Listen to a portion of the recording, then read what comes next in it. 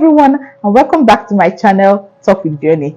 Thank you for joining me on today's episode of The Everyday Woman. Today we want to share tips on how to calm your nerves as an expectant mom. So, when you are a mom in waiting, one of the tendencies that women who have had to experience one or two challenges with fertility, one of the things that they deal with is anxiety, high level anxiety. And today we want to share some tips on how to calm your nerves when you are an expectant mom or when you are a mom in waiting. All right, so before we go into that, I want to also share with you two beautiful, encouraging fertility stories that I have seen, and I would like to share them with you just to also encourage a woman out there who is a mom in waiting.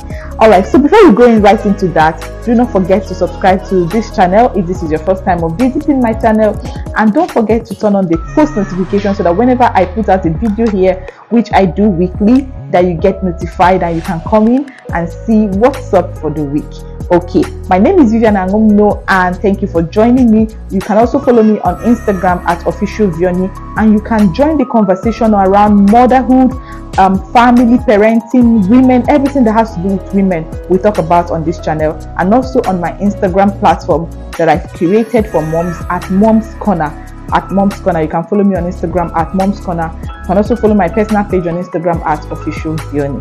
Okay, great. Let's get down to today's topic. So we're going to be sharing two encouraging fertility stories for this week. The first one says that, so the first story right here says that we waited for 17 years before we had our babies. Wow, 17 good years. She waited 1, 2, 3, 4, count down to 17 years before she had her kids. Okay, so the story right here says that she got married, and after she got married, they decided to hold on for 2 years, because her husband was at that point in Germany for a training. Okay, and so they decided to hold on for 2 years until he was done with his training and back home before they start up on family, on having kids. By the end of the second year, when her husband was done with the training and came back home, she said they started trying out for conception, and to their amazement, no pregnancies were forthcoming. By the 5th year of marriage, she said her anxiety levels had hit the roof because there were not even any miscarriages, no signs of pregnancy at all. I can imagine the story, right? Yes, I know you wonder when I say I can imagine the story. I have also been a mom in waiting. I'll come back to myself. Let me continue on this story. She said that by the 10th year in marriage, she had lost every single hope of ever having kids. And by then, she said she had become withdrawn and very bitter. And at every slightest chance, she would complain, nag, scream at people, and she was almost losing herself in all of it. She said in all of this, her husband never lost faith, never stopped being sweet, never for one day stopped having faith, not even for half a day, she says.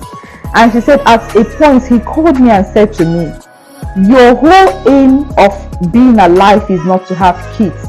Wow, that's a special kind of man right there. He said your whole aim of being alive is not to have kids. I think you're beginning to forget that.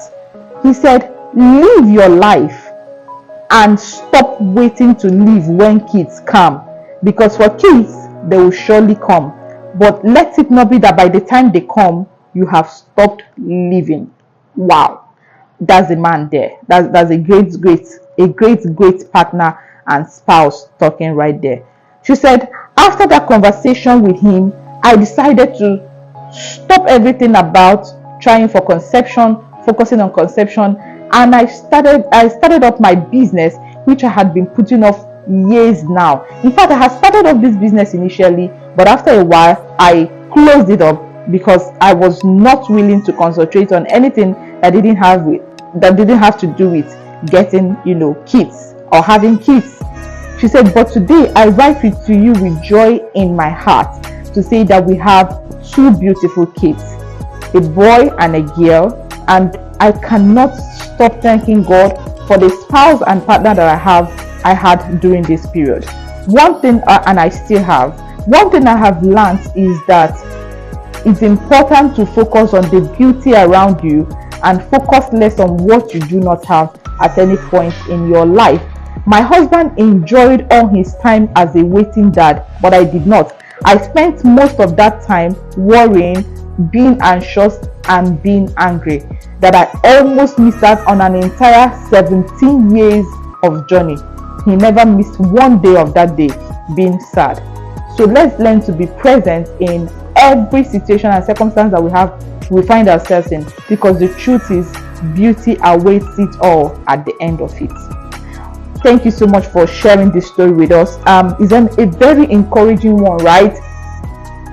Her story is the true reality of a lot of women. By the time someone has been waiting to conceive for year 1, year 2, year 3, year 4, year 5, and 17 years, most people lose themselves in that process. That's the true fact of it. Most people lose themselves in that process, become bitter, become complaining, become unhappy with themselves, because you feel that everyone has what you want, which is children. Everyone around you has what you want, which is children, and you're the only one who do not have that which you want.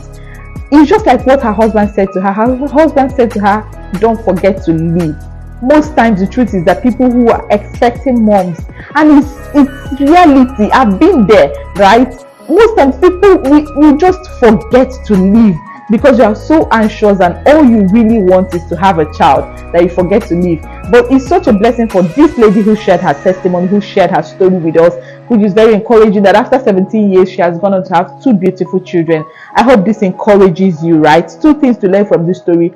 Don't stop living your life while you're waiting. She said she missed out on half of her life. Imagine not starting the business she wanted to start because she was so bent on having children. Yeah, sometimes it's like that. You say, I will not do this until I've done this other one.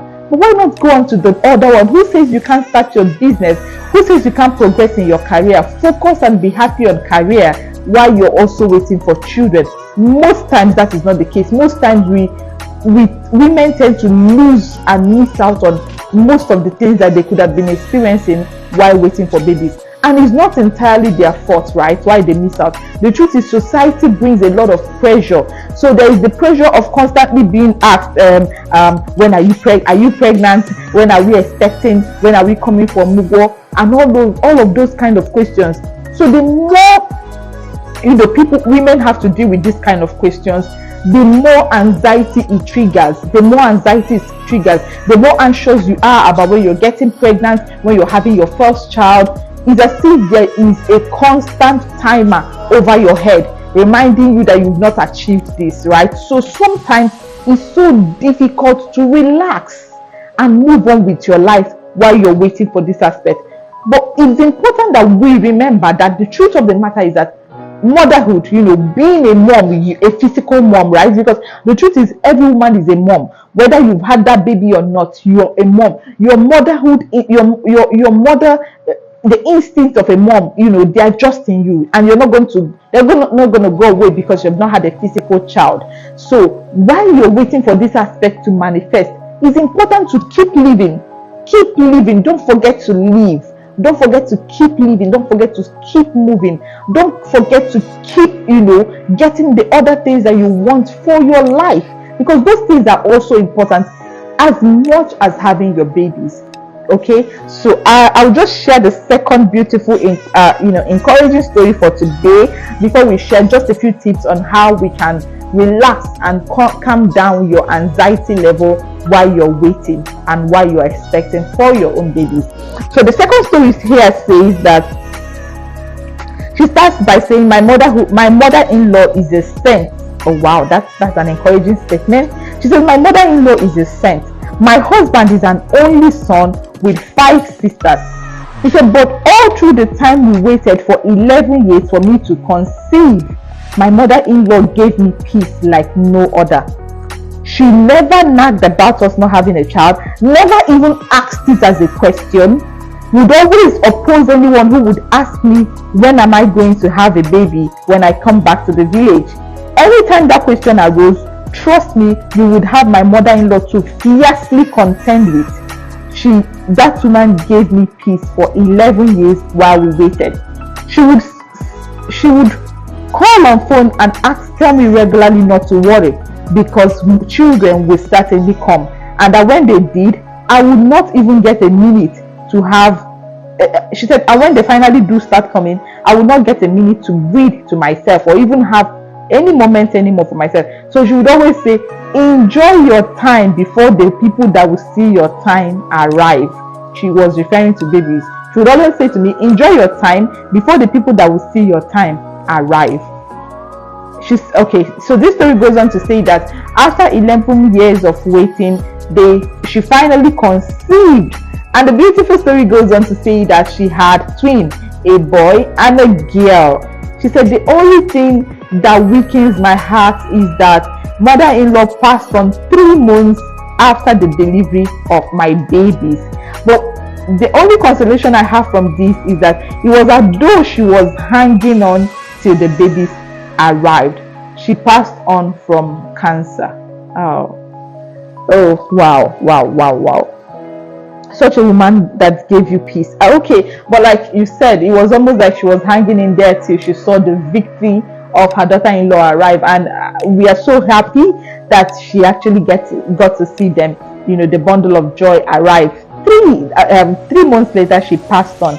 Even though it was really a short time, but we are so happy that she got to hear that beautiful news. And this beautiful story ended up that after 11 years of waiting, she had twins, a boy and a girl, and her mother-in-law got to see them before she died 3 months later. The truth of the matter is that in most situations, right, mother-in-laws, sister-in-laws, husband's family are the people that women dread when they are expecting, when they are waiting, to conceive. But this story right here is beautiful because the reverse is then the case. And instead of her mother-in-law to give her trouble, because some people will tell you that why they were in waiting, right? Anytime their mother-in-law said they were coming, they would pack their own bags and they would travel because they didn't want an encounter with them. It was almost like an encounter with the devil.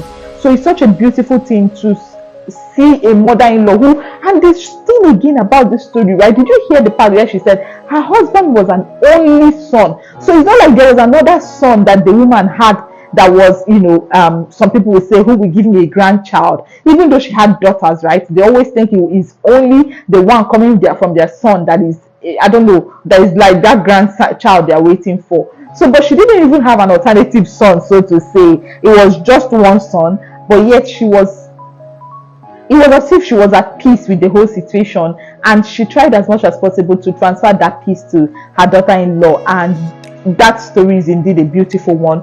Another takeaway from that story is that if you're a mother-in-law and your daughter-in-law, even if you're not a mother-in-law yet, bear it in mind that your son may get married and have challenges with conceiving with his wife, and his wife may have delays and challenges to conception on issues of fertility and conception. Are you going to be willing to extend the same peace that this woman has extended to her daughter-in-law? She said her mother-in-law gave her peace for 11 years.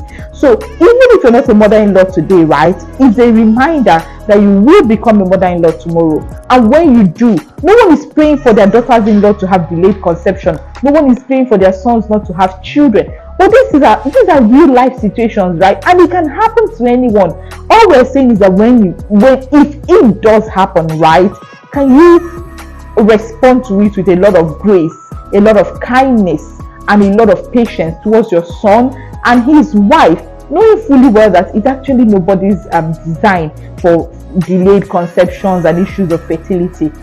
I hope that this story today really encouraged you, okay, so that you would have faith if you're a mom in waiting, so that you would actually have faith, right, that your own blessing is coming true. And most importantly, do not forget to keep living your lives. So I just want to share 3 things that I wrote out here that can help you lower your anxiety level as a waiting mom. So I said to you at the beginning of my video today that I've also been a mom in waiting, right? I got married 2015 and I did not have my first baby until 2019. So it was also a period of anxiety for me. I don't think it was ever a period of anxiety for my husband. he was not worried about it. But quite right, when I had my first miscarriage, he was sad about it, but not in a way that he was anxious. He was just sad that we had lost that first baby. But after that, he never showed any form of anxiety. My husband is almost like the first husband, right? The woman that talked about her husband never ever worrying about the situation, never losing faith. If my husband ever worried about the situation, he never communicated, and I'm almost certain he never worried about it. Like, I'm so certain he never ever worried about it. But for me, my anxiety level was up there, down there, up there, down there. So I understand what it is for. In fact, I remember asking one of my pastor friends, I said, will I ever have a child? I remember asking him that question. I said, will I ever have a child? And you can be sure that question at that point, I wasn't asking it with so much faith in my heart, because I was worried. Why the delay? Why it's not happening as we want it to happen, or when I want it to happen? And that's the other thing. We need to calm down and understand that sometimes our things are not just gonna happen when we want them to. They are going to happen when God wants it to happen for us. So long as you've taken your own steps to be sure that you are in line with what you're waiting for. And what are those steps? So those steps can be getting medical checks, which we did, yes. So it's important that when you're waiting for something, you're also taking the right step. Get medically checked out, and there was nothing wrong. Get all the medical examinations go through all the medical processes that you have to go through to be sure that there is nothing you should be correcting, that you're ignoring. And after that, relax. I know it's easier said than done. Remember, I said in my own time, my anxiety was up there, high down, up there again, high down. Sometimes I'm high up in faith. Other times I'm thinking, oh God, you ignored me. All right, we are doing this now. We are ignoring each other right now. Right? So it's very understandable how your faith and your anxiety can fluctuate when you are a mom in waiting. So here are simple things that you can do. It's very important that you recognize that your life, the life that you're living is not all about having kids. You're not in this life to just have kids. Start that business. Keep living. First thing is to keep living. Recognize that with or without kids, there's a reason why you're here on earth. And it's really important that you keep living, mama, right?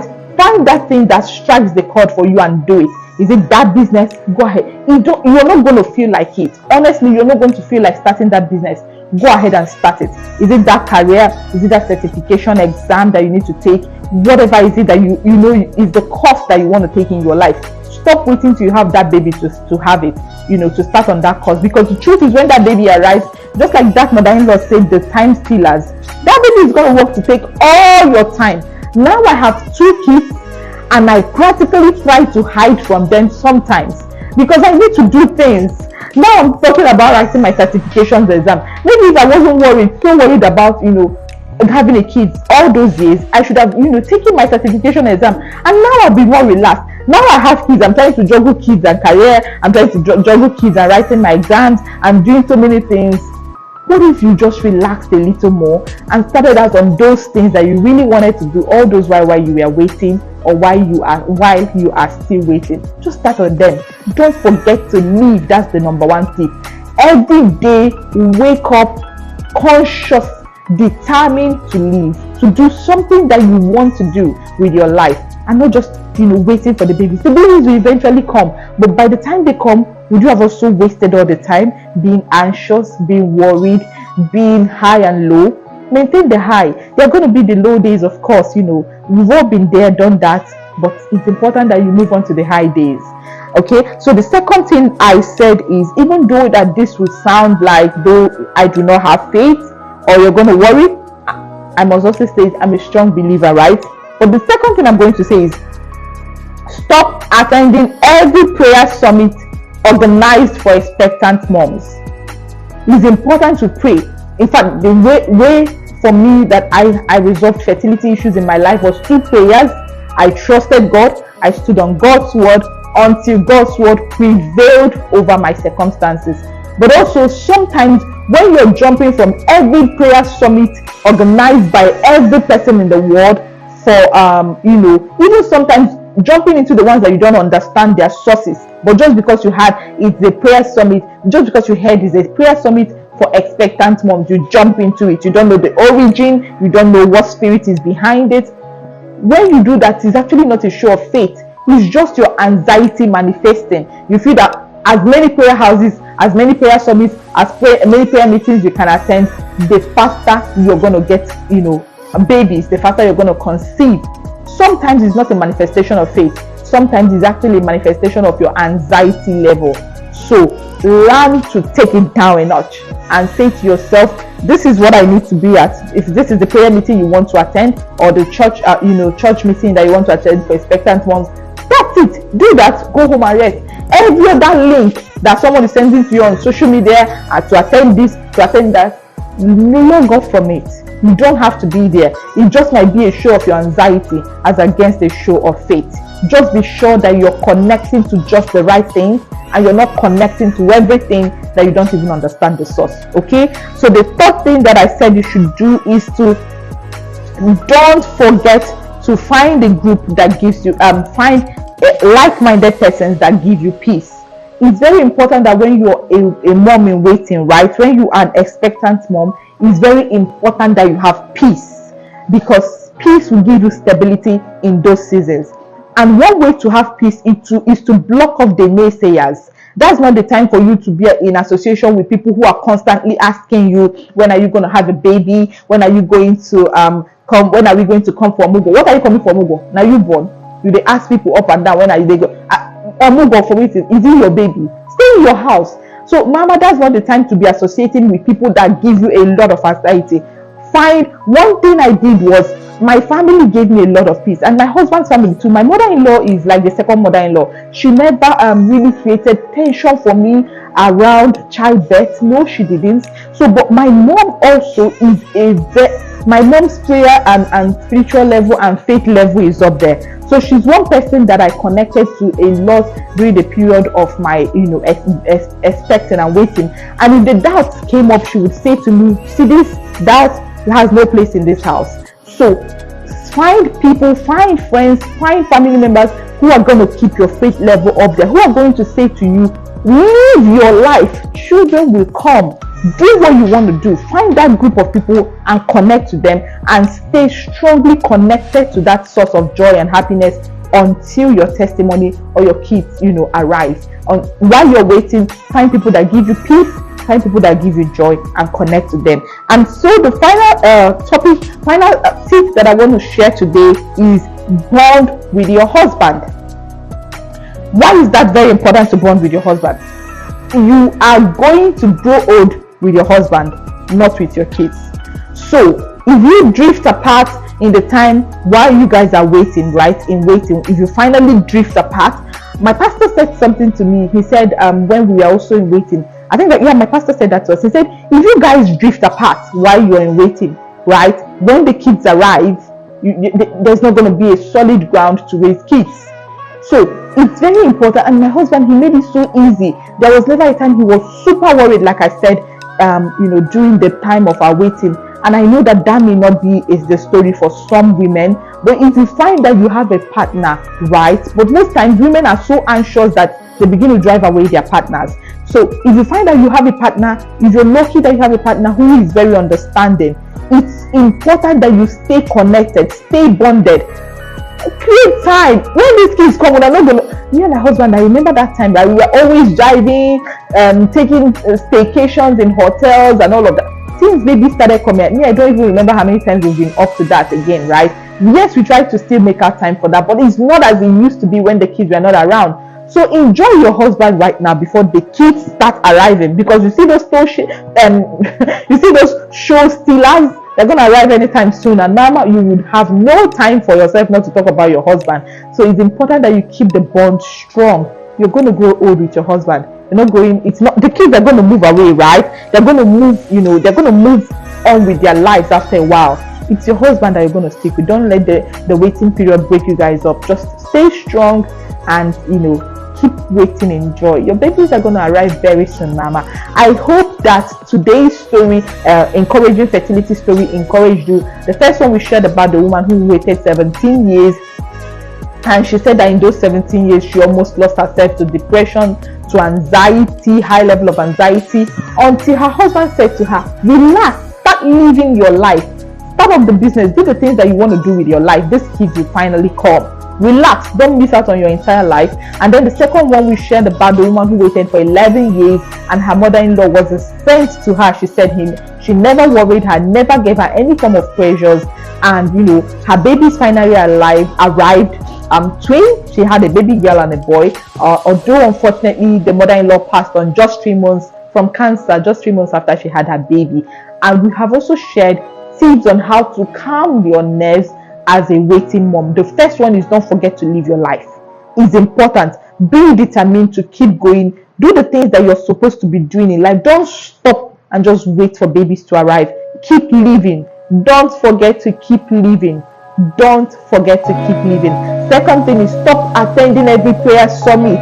It's not a show of faith, it's a show of your anxiety level skyrocketing, right? And you just don't know what spirit you're even connecting to. Be sure where you're going before you even step out. And the third one is we talked about finding a group that gives you peace, right? A group of human beings, a group of friends, a group of family members that give you peace. People who are not repeatedly asking you, when are you going to have a baby, when are we going to come for mugo, as if now you and them bond the pikin, right? And then finally, do not forget to bond with your husband. It's so important that you keep bonding with your husband. I hope that this video you learned a thing or two. Please, I would love you to share with us in the comment section if you have been an expectant mom, if you've been a mom in waiting and now you've had your kids. Can you please share your story with someone in the comment section so that they get encouraged also? And if you have also managed, if you're going through anxiety periods right now because of the fact that you have not had a baby yet, can you please share with us? We also want to reach out with you, talk with you, and have a way of encouraging you to stay calm while you wait for your babies to arrive. Do not forget to subscribe to my channel and click the notification button if you've not already done that. Don't forget to join my Instagram motherhood community at Mom's Corner. It's a beautiful place to be, where you meet other moms, connect with them, grow together, and then get to live life and breathe. Don't forget to breathe. It's very important.